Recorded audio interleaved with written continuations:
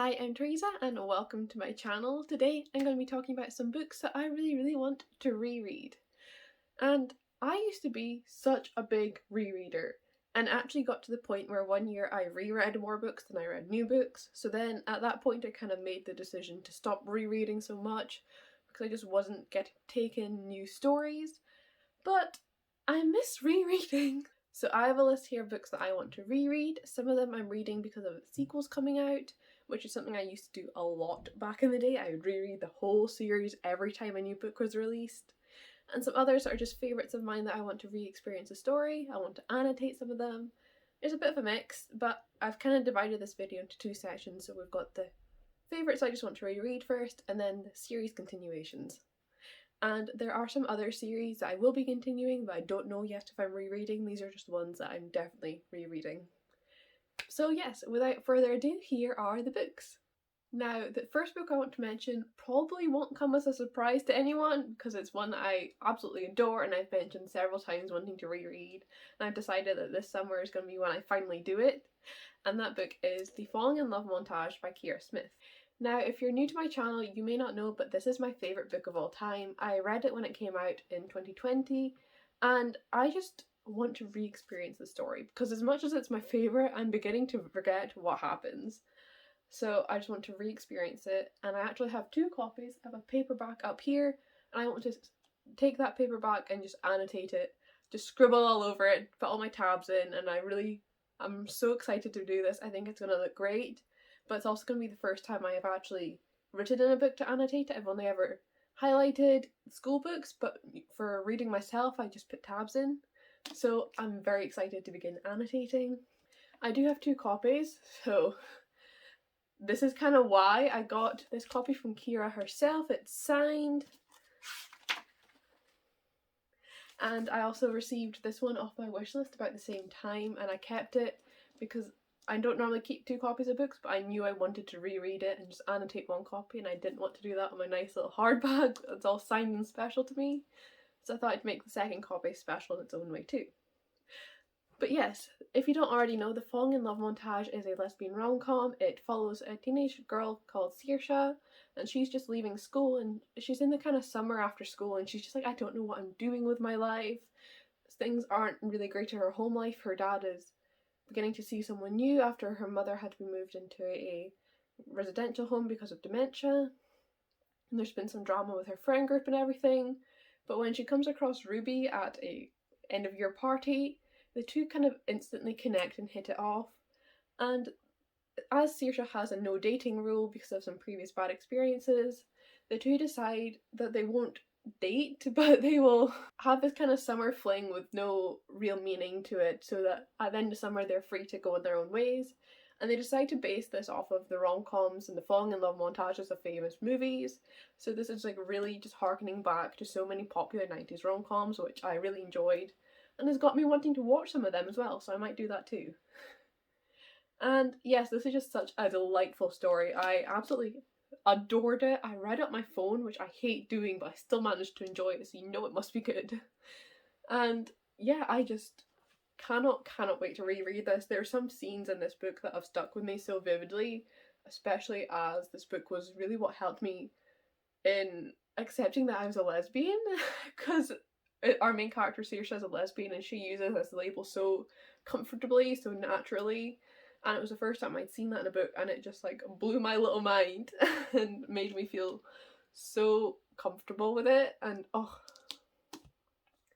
I love this book. I cannot wait to re-experience the story and talk about it even more after I do, and just force people to read it because the world needs to read it. It's my all-time favourite for a good reason. So yes, I do plan on annotating this, as I said. And I was considering making a video out of it, like vlogging me annotating it, showing some of the annotations I'm doing. Would you like to see that? Let me know. Next up is another favourite book of mine that I also read in 2020, and that is The Seven Husbands of Evelyn Hugo by Taylor Jenkins Reid. Now, 2020 was a brilliant year for me reading wise. I find so many new favourites, but now that it's been a couple years, I'm forgetting about them, so I want to reread them and re-experience them. So that is what I also want to do with this book. So this is a bit of a mix of a contemporary and a historical, because we follow an interview taking place of a aging starlet, Evelyn Hugo. She's in about her 80s now and recounting her life completely honestly, the story of her 7 husbands. And we also follow this story as she's telling it, just experiencing this story. And so we take place from about like the 50s kind of time into the 80s maybe. I'm not entirely certain on the timeline anymore, but I think about that area. And we follow her journeying to LA and Hollywood, beginning her film career, meeting her 7 husbands, and also meeting the women that she falls in love with, because Evelyn Hugo is bi. And this is the big revelation of her interview that she's doing, that she was in love with a woman. And this book is very well known, very, very well loved, and for good reason. I am so in love with this book. I had such an emotional reaction to it as well. I read it in a day, and then I cried through the last 100 pages. This is not a happy book. I will just put that out there. But it was just so good. It had me so immersed in the story. I loved, loved, loved reading it. It's just stunning, and I really want to re-experience it. And just, again, re-experience it so I can talk about it more and sell it to you all as if everyone's not already heard of Evelyn Hugo. Because I read it so quickly, I don't remember it perfectly, so I also wanted to kind of take my time with it and savor it and just love it again, remind myself of the story. And next up is yet another favourite book from 2020, and that is One Last Stop by Casey McKiston. So you may be thinking, Theresa, this came out in 2021. Yes, but I read it in 2020. I was lucky enough to be sent an ARC back in like October 2020. I read it, I loved it. I have a video review if you'd like to watch, where I just talk about how much I love it, and I'm really proud of that video. It was my first ever time doing like a full long review for a book in a video form, and I thought it worked out quite well. But yes, anyway, this is the first book I've kind of properly annotated it. I tabbed it, not written, but I think it looks really cool, so I want to do that to more books, and I want to just reread this one, fall in love with it again, because again, I'm beginning to lose my memory of it.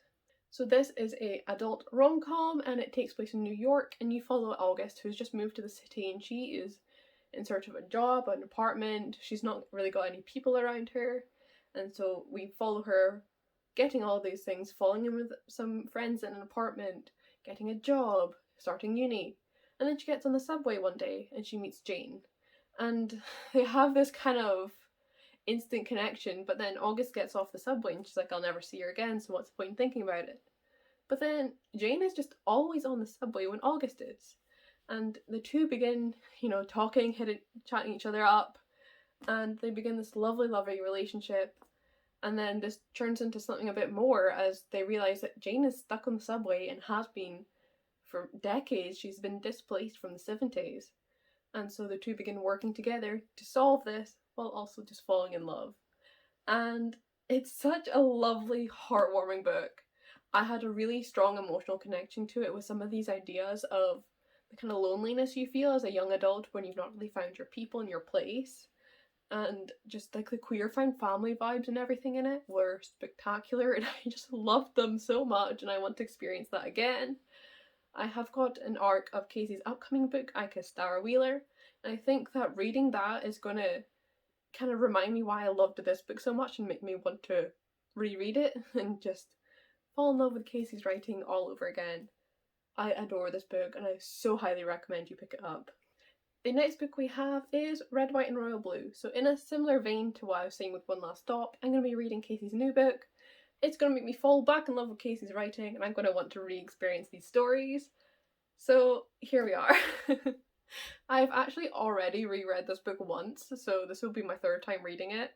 And I don't know if I'll ever grow sick of this story and these characters. I adore them so much. I saw a bit of art for the book the other day and it included a quote from the book, and I was just like, I need to reread. I miss these characters so much. I just adore this story.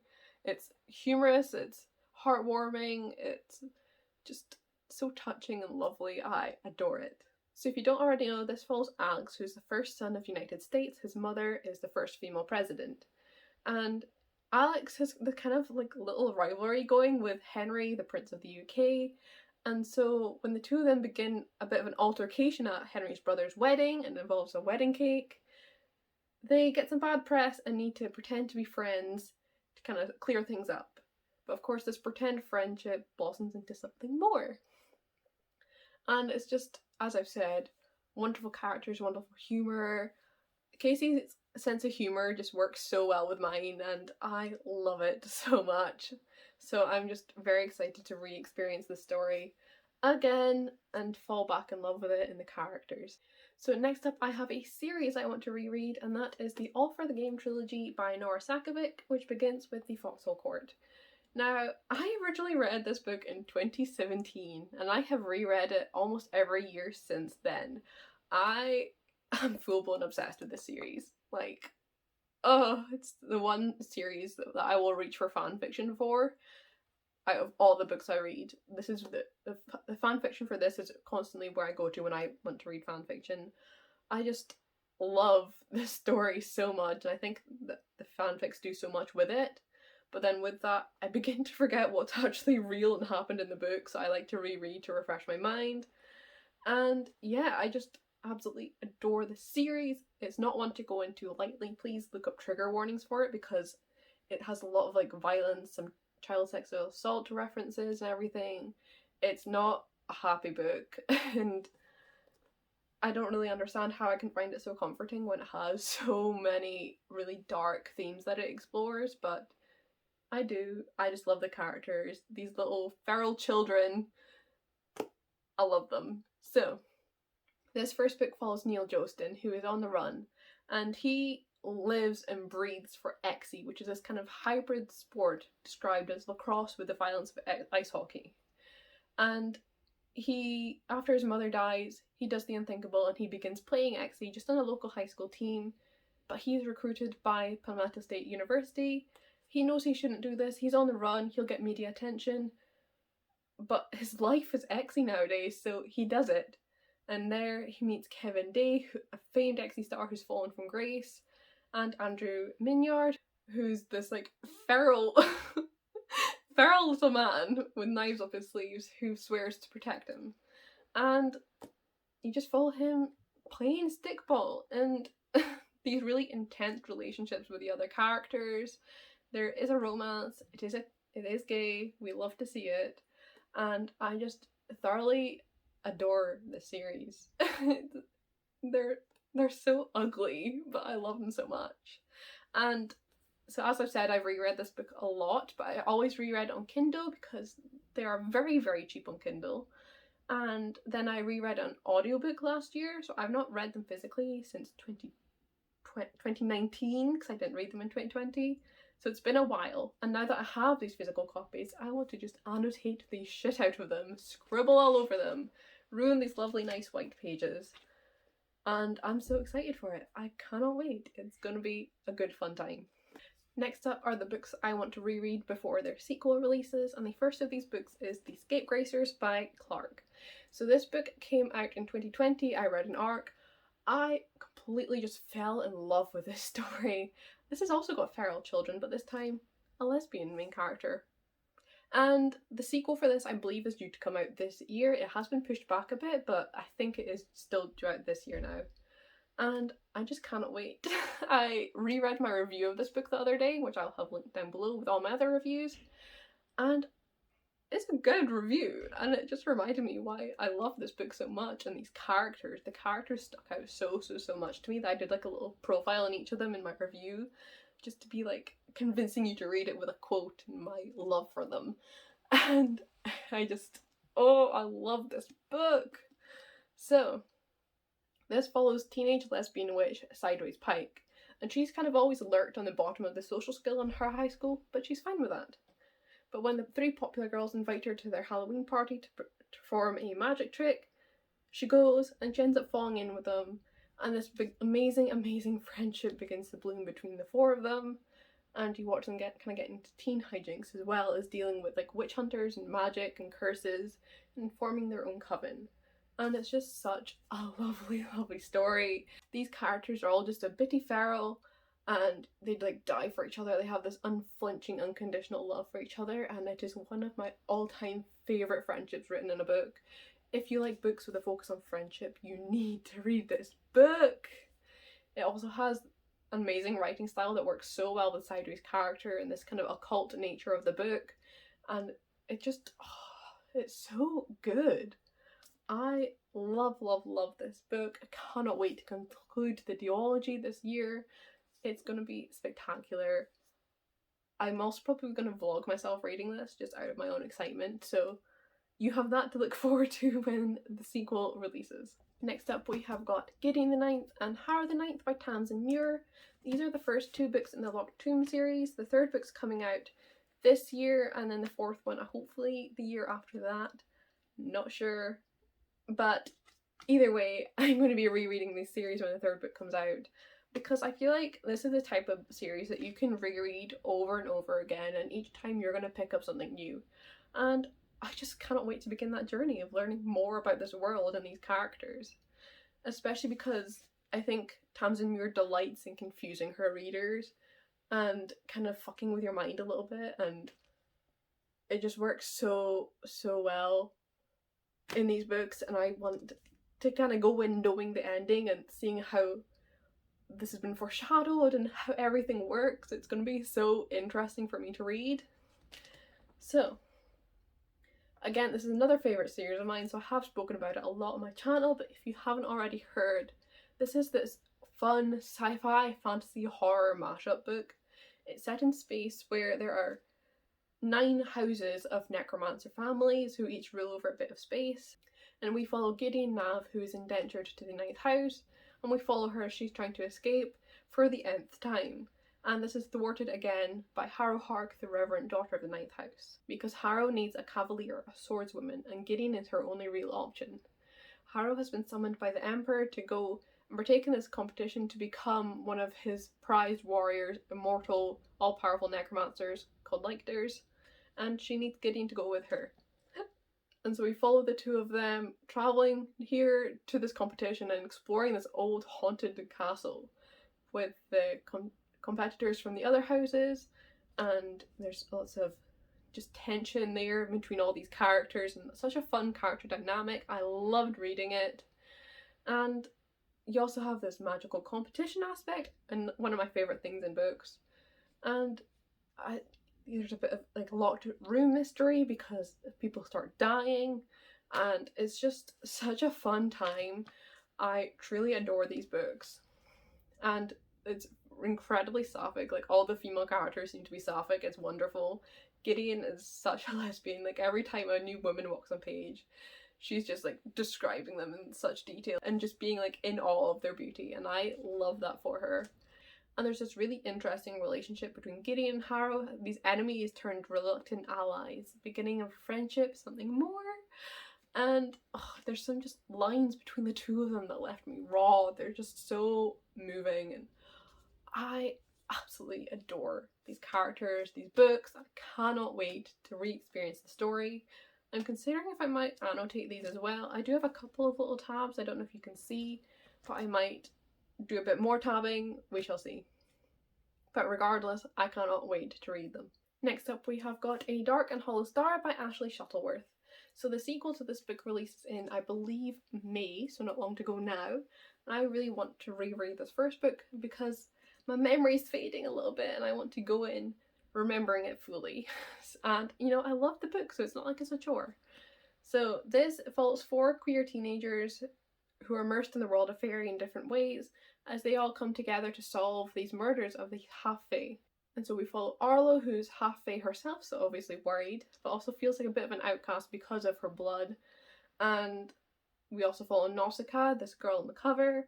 She's this like centuries old, immortal, powerful being, and you begin to uncover some of her story as well. And she's just there to wreak havoc, really. I love her. Then we also have Aurelian and Vehan, who are from one of the other courts separate to the girls. And they have the prince and the bodyguard trope. It's very good. I really enjoy it. And I'm so excited to just re-experience this story and learn more about the world. And the sequel, I think it's kind of setting up to so that you're more immersed in the fairy world than you are in this one. So that's going to be really interesting for me to learn about as well. And I just cannot wait. You've got a sapphic relationship between Arlo and Nausicaa brewing, and then the prince bodyguard trope there, an Achillean relationship. Got so much different queer and trans characters in this series, and I'm just so excited. There's also going to be extra point of view characters and everything in the next book. I'm really excited to read from their point of view. I just love this story and I want to re-immerse myself in it. And the final book I want to talk about today is Girls of Paper and Fire by Natasha Nyan. This book I read again in 2020 and I don't really remember. I never got around to reading the sequels, and now the third book came out at the end of last year. It is time, so I'm going to finally reread this one and then continue the series.